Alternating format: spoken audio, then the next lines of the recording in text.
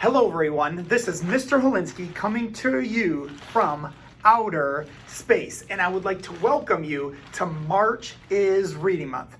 This is one of my favorite times of the year because we get to celebrate all things reading. We have a lot of fun things planned for this month. Now, a few things to go over first is we have a calendar that is being put out. Look at these things that we have going on. As always, we have Space T-Shirt Tuesday. Now, on different days of the week, we have different things, such as on Thursdays, we have no tech nights, and on each Friday, we have a Friday freebie. Also, throughout, we have some different activities where you can learn or read about different people. All throughout the month of March, we also have guest readers throughout the school as well. Now, to get you excited for March as Reading Month, I am going to read you one of my favorite books. It's called To the Moon. So here's the deal. With our goal, you guys have to read 8,000 books or chapters. And it's kind of like getting me up to the moon and back. And so that's how we're going to be keeping track of that throughout the month of March. Let's see if you can read those books. And now here is the grand reveal for the reward that you guys all selected.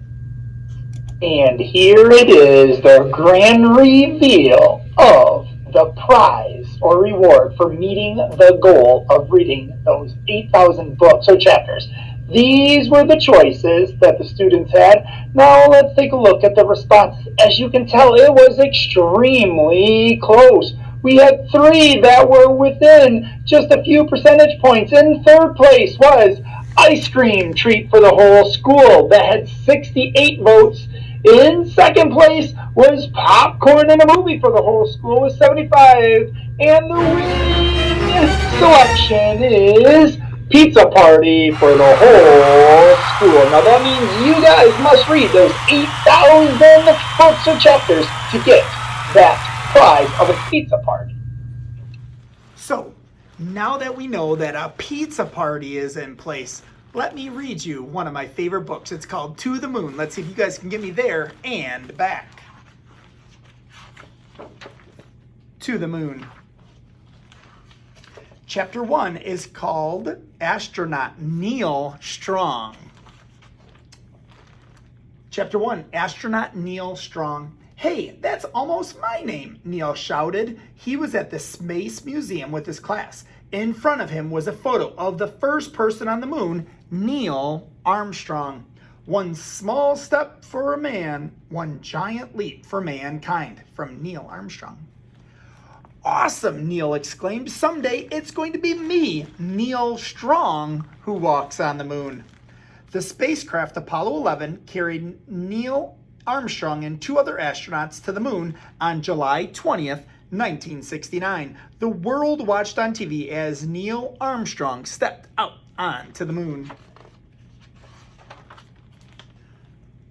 Astronauts last visited the moon in 1972, said Neil's teacher, Mrs. Pelusa. But scientists are talking about making moon landings again with human astronauts or maybe with androids. It could happen in the next 10 years or so. Neil read a sign. The moon is about 240,000 miles away.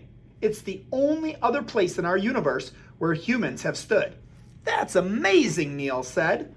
Humans were here. An android is a robot that can move around like a person. Android bodies usually look similar to human bodies. Neil spotted something else amazing. Look at those moon rocks, he thought. I want my science fair project to stand out this year. Those rocks would be perfect. Neil sighed. I can't take the rocks with me. They belong to the museum.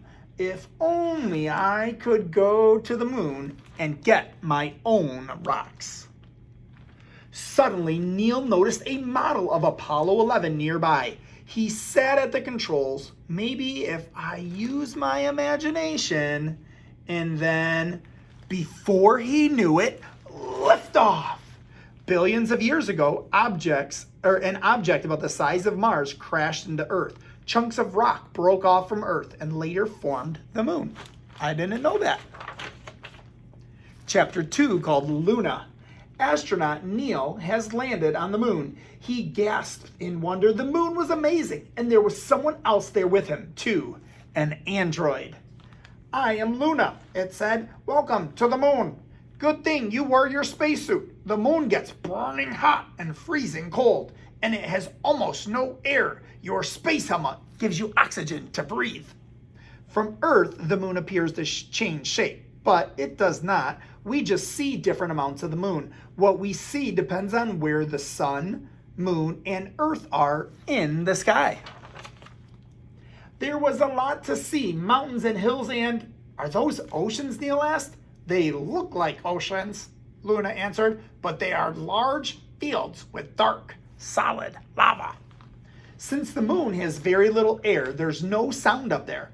Astronauts must talk to one another on radios inside their air-filled helmets. Neil spotted a lava rock. He stopped to pick it up for his science fair project. Then he saw footprints. Who could have made them?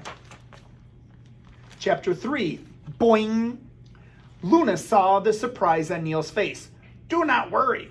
Those are Neil Armstrong's footprints, Luna explained. There is no wind on the moon, so Neil's footprints may last for millions of years. My footprints will last too, Neil thought. I'll be famous forever. He picked up a second rock. His science project was going to rock. Get it? Astronauts from the United States have brought U.S. flags to the moon. All but one of the flags are still standing. Apollo 11 knocked over its flag when it lifted off. Walking wasn't easy on the moon, but bouncing was. If you weigh 50 pounds, 23 kilograms on Earth, you'll weigh just over 8 pounds on the moon. The moon has very little gravity, Luna told him. On Earth, gravity holds people and other things to the ground. Since the moon has less gravity, you weigh less here.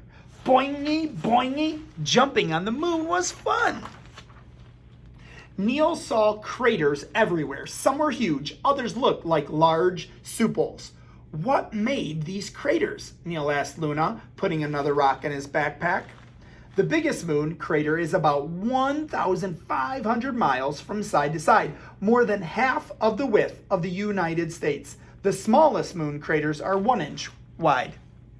Meteors crashing into the moon made craters on the moon's surface, Luna said. Now turn around and take a look at Earthrise. Amazing, is it not? Earthrise was amazing, but it made Neil really homesick. Chapter 4, Back on Earth. Poof! Just like that, Neil was back at the museum. But he didn't have any rocks. He had imagined the whole entire mission. Still, he learned a lot of cool facts about the moon. Neil knew how he could make his science fair project stand out. He shared everything he'd learned, and he looked up awesome pictures of the moon to show off at the fair. Even better, Neil thought, someday I'll go to the moon for real. And that is the end of To the Moon. So, we know our job. Now that we're in March's reading month that begins tomorrow, it's your job to get me to the moon and back by reading 8,000 books or chapters. I'm so excited as this is going to be an awesome month. Now, I need to get ready for my mission. All right, my friends, I am ready to blast off to the moon and back. Make sure you keep on reading, and we will see you at the end of March, hopefully with a pizza party.